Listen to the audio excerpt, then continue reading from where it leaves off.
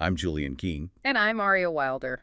Our goal isn't just to recap the news. We aim to explore why things unfold the way they do, using our different viewpoints. Julian focuses on, the structure, the logic, the consequences. And Aria brings in the perspective of social impact, human connection, and future possibilities. Together, we try to help you, our listener, find that pivot point within all the complexity.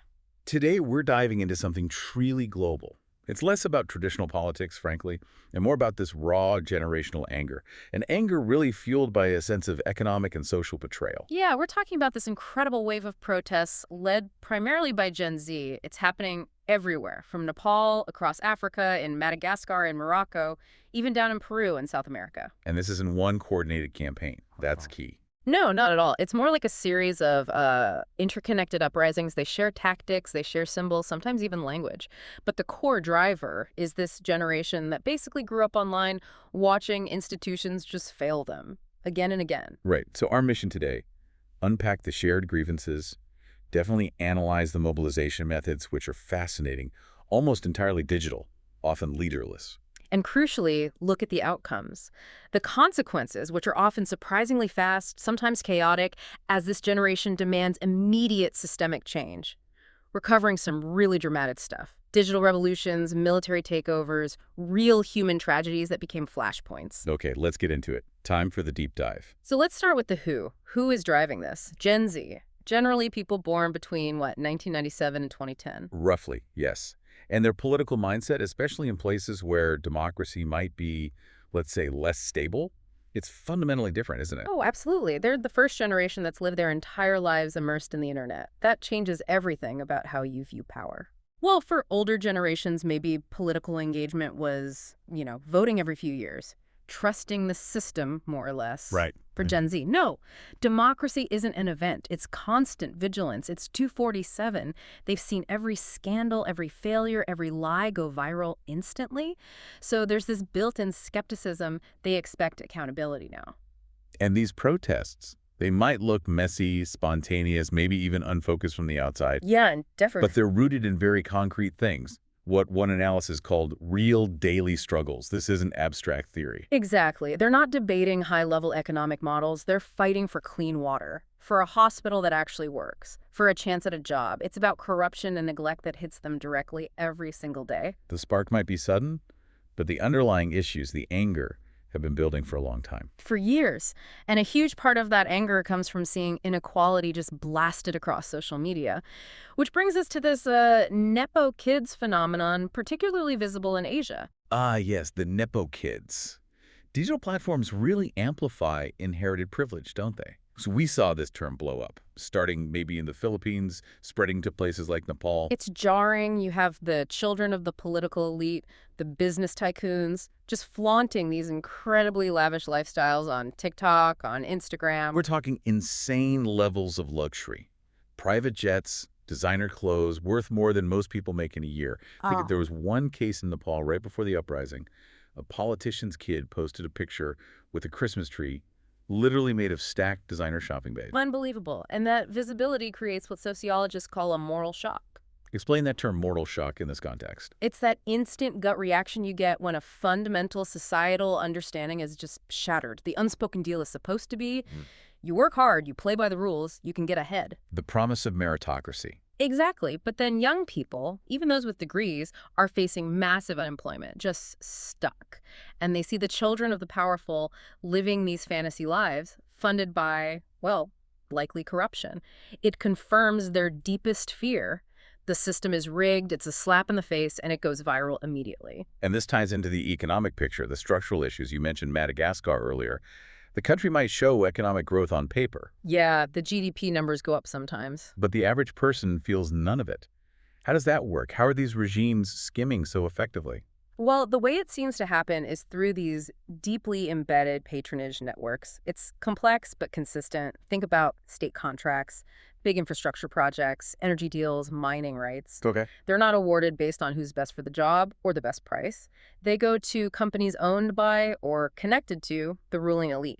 Friends, family, political allies. So the growth happens, but it's captured immediately by a tiny circle at the top. It never actually circulates in the broader economy. Pretty much.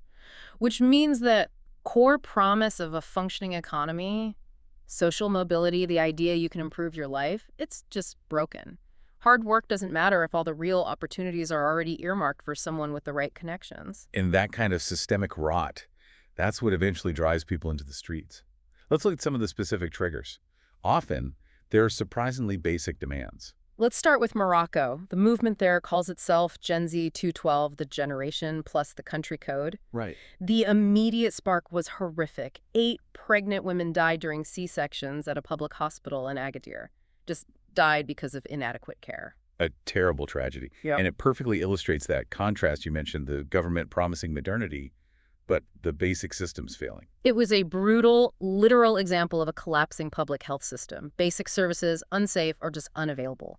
And the protesters' main chant directly called out the government's priorities: health before the World Cup. Because Morocco is spending billions on stadiums for the 2030 World Cup. Exactly. Billions for football stadiums, while women are dying in childbirth because hospitals are falling apart.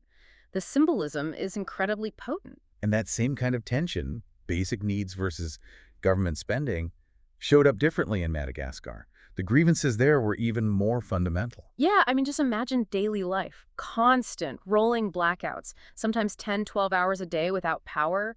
Severe water shortages, too. Society just grinds to a halt. Completely. Hospitals can't function reliably, schools close, businesses suffer. But meanwhile, in the capital, what's the government prioritizing? Showcase projects, cable cars, for instance, that most people could never even afford to ride. That disconnect between essential needs and these sort of vanity projects, it's gasoline on the fire. Definitely. And then you look at Peru. The driver there was different again, but still very basic. Insecurity, rampant street crime, extortion. And this deep feeling that the authorities weren't just failing to stop it, they were maybe even involved. Colluded with delinquents was the phrase used. So people weren't asking for abstract political reforms. They were asking for basic safety, protection for workers, things you expect the state to provide. And finally, Nepal. The initial trigger there was purely digital. September 4th, the government suddenly bans 26 social media platforms: Facebook, Instagram, X, TikTok.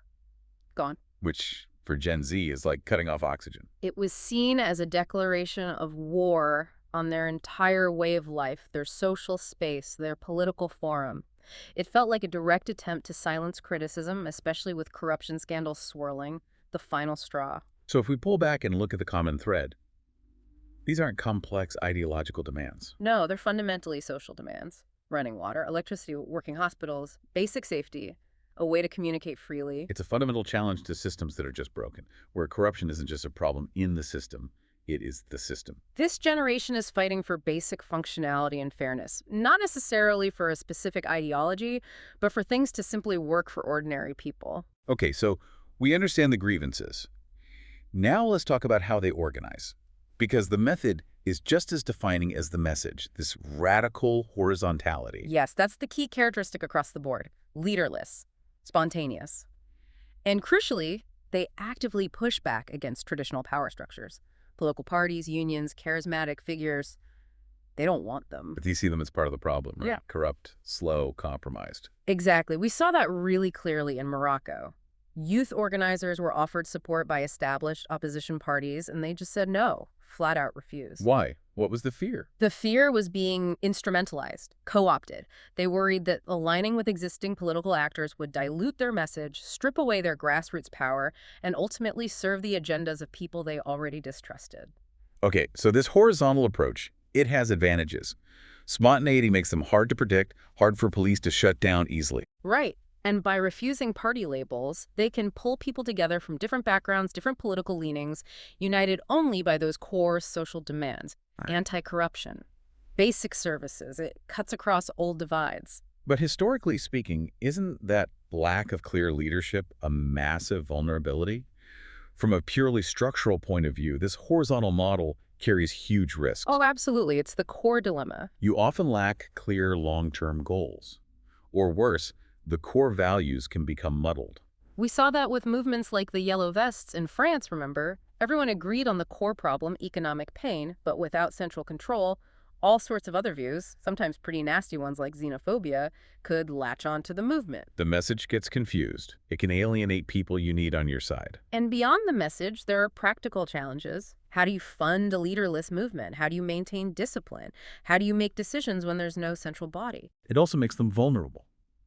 External actors, maybe remnants of the old regime, maybe foreign powers, maybe extremist groups, can infiltrate and destabilize much more easily when there's no clear leadership to guard the gates, so to speak. And the lack of predictability often leads to police overreacting because they don't know who to talk to, who's in charge, how to de-escalate, which leads to violence. Like in Nepal, the crackdown was brutal. 73 deaths reported, including at least 19 students. It's inherently high risk. These movements rely entirely on constant energy, constant mobilization. If that energy dips even for a day, the whole thing can potentially just collapse overnight. So if they're rejecting traditional leaders in HQs, where does the coordination happen? It's not a physical space. It's entirely digital. Yeah. And interestingly, it's moving beyond the platforms we usually think of, like Facebook or X, especially when those get blocked. Like in Nepal. Exactly. After the ban there, where did everyone go? Discord, the gaming chat platform. This server, called Youths Against Corruption, just exploded. Over 100,000 members. It became the virtual command center. That's incredible. A gaming platform is the HQ for a revolution. So coordination isn't just Twitter hashtags anymore. No, it's much more sophisticated. They're using a whole toolkit. VPNs, obviously, to get around blocks. Then maybe Discord for the big strategic discussions, TikTok for those instant viral calls to action, flash mobs, locations, and Telegram for secure broadcasts, getting information out quickly and safely. A multi-pronged digital strategy, always staying one step ahead of censorship. Very pragmatic. They use whatever works, often multiple tools at once, so if one channel gets shut down, the movement doesn't die. And the culture driving this, the shared identity, it's even symbolized by this unlikely global icon, Monkey D. Luffy. Yeah. The main character from the Japanese anime One Piece, his straw hat pirate flag has become this major protest symbol. You see it in Morocco, Madagascar, Nepal, Indonesia, places culturally worlds apart. It says so much that a fictional pirate resonates more than any traditional political figure or national flag. Why Luffy? Well, think about his character. Luffy is all about freedom. He rejects authority. He distrusts institutions, kings, governments. He doesn't want to rule. He wants to be free.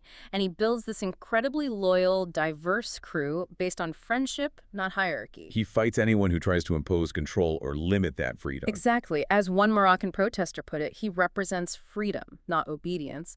It perfectly captures that Gen Z spirit, community-driven, fiercely loyal to their own group, deeply skeptical of established power, and demanding autonomy. And from a mobilization standpoint, it's tactically brilliant. Totally. The symbol is instantly recognizable worldwide. It's highly shareable, goes viral easily, and frankly, it's funnier, less intimidating, maybe more appealing to young people than, say, Che Guevara or some old historical figure. It's built for international replication. They're creating movements designed to spread, using tools and symbols that cross borders effortlessly.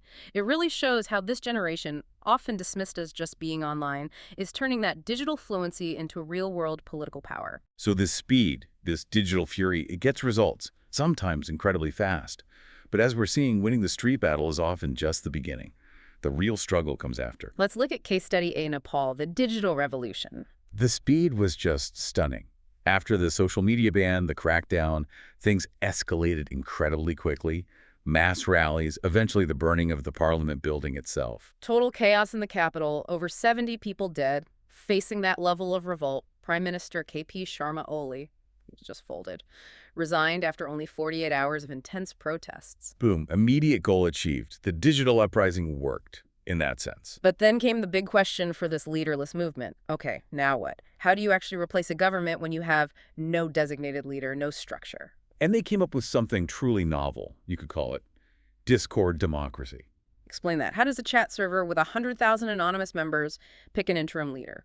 It was messy, fast, intense. They used the Youths Against Corruption Discord server, but also had a side YouTube stream so the public could watch the deliberation. It was this rapid-fire debate. Candidates linked to any existing parties were immediately rejected. They wanted someone completely untainted by the old system. Precisely. They needed a neutral figure, someone respected for integrity, and they coalesced around Sushila Kaki. She's 73, a former Chief Justice, widely known for being fiercely anti-corruption. Okay. Through this chaotic digital consensus process, she emerged as the choice, and she was sworn in just days later. An incredible story. Yeah. But from a structural perspective, that quick win papers over some huge cracks. Yeah. That unity they had on Discord, it started to fracture almost immediately. Yeah, that's the risk. The entire government bureaucracy is basically paralyzed. Why? Because the movement never had a plan for how to actually run things, how to manage ministries, budgets, services. The day-to-day governance. Exactly. And the old guard, the people pushed out, they're not gone forever. They're already maneuvering, exploiting the chaos, the gridlock. The movement itself risks breaking apart over internal disagreements about the next steps. But there is one potentially positive long-term sign.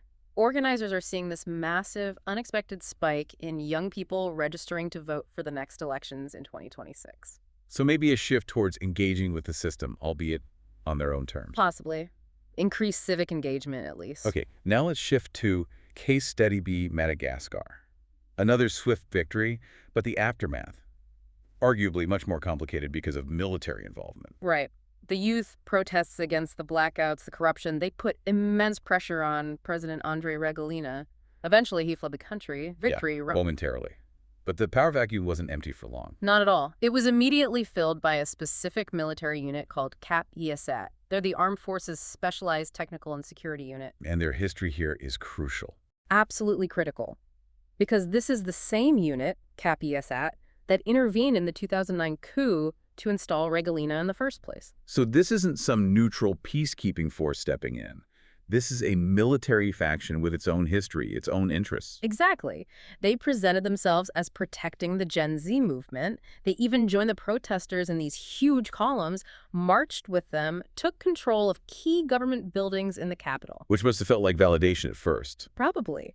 But this is the perfect example of co-option, the textbook Fulcrum moment, while the protesters are celebrating getting rid of the president. The military wing that just took over is led by elites who maybe weren't anti-corruption champions themselves. They were just rivals of Rajoelina, sidelined by his rule. Precisely. They might share the goal of removing Rajoelina, but their long-term interests aren't necessarily aligned with the protesters' demands for real systemic change or equitable governance. It confirms that warning we hear from analysts. When a horizontal movement topples a government without a plan for what comes next. Someone who does have a plan steps in. And often, that someone is a faction of the military or figures from the old elite, people tied into those same patronage networks that caused the problems in the first place. As one activist put it, the army stepping in was unexpected, but at the same time expected. It brought relief, but also a lot of uncertainties. They got the resignation, yes, but the system underneath maybe just got a new manager. And Rajoelina himself, his exit was quite dramatic. Very secretive, apparently assisted by the French military. Helicopter escape from the palace, flown to the French island of Reunion, then a private jet out to Dubai. Checkmate acknowledged. So the immediate focus shifted. It wasn't Rajoelina's gone anymore. It was? Yeah. Oh. Who's actually in charge now? Fears grew quickly that CAP-BS was consolidating power, appointing their own people, like a new army chief of staff. The lesson is stark. The protests might feel like the hard part, but navigating what comes after, avoiding co-option, building something new out of that endemic corruption, that's far, far harder. This tension, it defines these movements, doesn't it? That quick success followed by this messy, dangerous aftermath.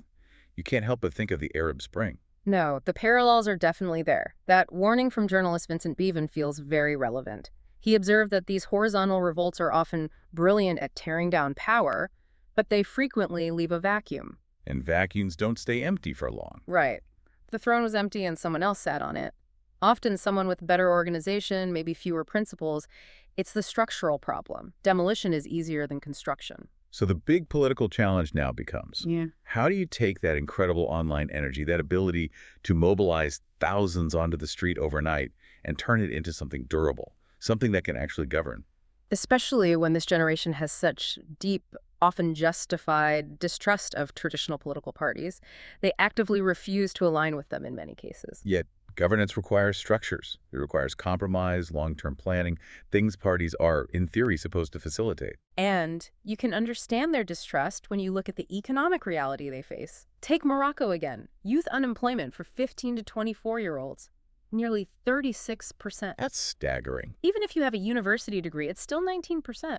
Imagine investing all that time, maybe money, into education and still facing those odds. It just reinforces the feeling that the whole system is stacked against you, that merit doesn't matter. And while this fight for political freedom is happening on the streets in many parts of the world, there's this interesting countercurrent globally.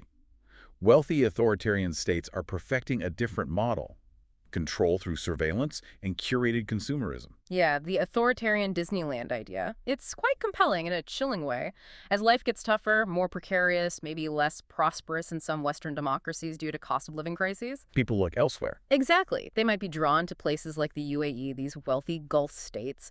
They offer stability, glamour, high disposable income, safety. But the price is steep. Absolute political silence. Total silence. And the enforcement is high-tech. The UAE is often described as a near-perfect surveillance state. They're projected to spend almost $100 million by 2030 just on managing Western influencers. Influencers paid to do what, exactly? To project this image of hyper-luxury, non-stop consumerism, safety, efficiency, basically to whitewash the reality that it's classified by rights groups as a repressive state. They create this curated fantasy online. And it creates this dependency. You live well, maybe tax-free, great lifestyle. But you're completely reliant on the regime's goodwill. Step out of line, criticize the government online, and their cyber laws are incredibly strict, apply to everyone. The consequences are swift and severe: deportation, jail time. So it forces a choice: be a happy, quiet consumer enjoying the perks, or try to exercise political rights and risk losing everything. It's a stark trade-off, and it brings us back to the challenge for the Gen Z protest movements. Their core demand, deliver or leave, is powerful. It gets attention. But making that victory stick, making it resilient, that means moving beyond just tearing down the old guard.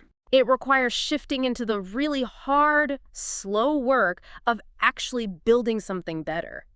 Reallocating budgets, reforming institutions, establishing real accountability. Let's make that concrete. The Moroccan protesters chanting "Health before the World Cup." What does actually achieving that look like? It's not just canceling the stadium contracts, right?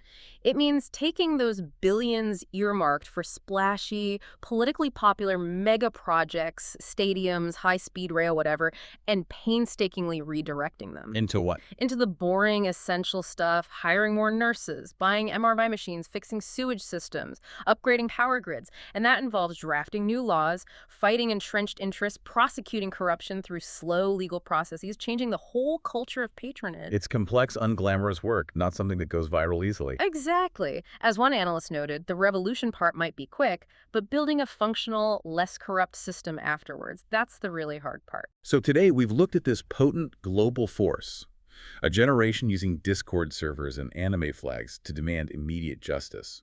We've seen their power to mobilize, the unifying force of shared symbols against the establishment, and their ability to sometimes topple governments in literally days. But we've also dissected the huge challenge that comes next. That fulcrum point, the real pivot, isn't the moment of victory, it's the moment right after. Chaos can't last.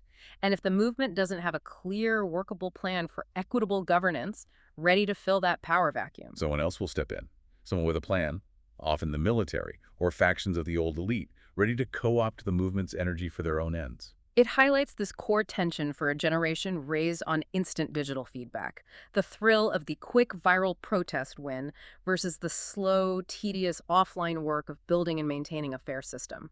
That takes years of political grind, not just clicks. Which leaves us with a final thought, maybe a provocative question for you, our listener. This generation has shown it can organize and act incredibly fast outside traditional channels when they feel pushed too far by inequality or precarity. So how might that same capability play out within established Western democracies when similar frustrations inevitably reach a boiling point? And will those movements, if they arise, be any better equipped to avoid that same paradox, brilliant at tearing down, but struggling to build something stable and fair in the vacuum left behind? Will they, too, risk leaving an empty throne? Something crucial to consider as we head into future election cycles and face ongoing economic pressures globally. Until our next deep dive, thank you for joining us. Goodbye for now.